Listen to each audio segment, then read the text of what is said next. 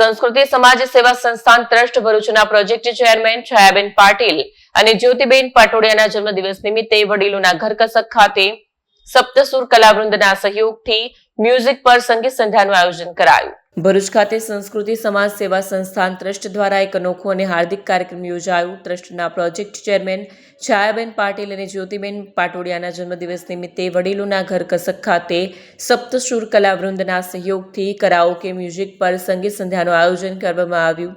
આ પ્રસંગે સંસ્કૃતિ સમાજ સેવા સંસ્થાન ટ્રસ્ટના સભ્યો, આમંત્રિત મહેમાનો તેમજ કસક ખાતે નિવાસ કરતા વડીલો હાજર રહ્યા।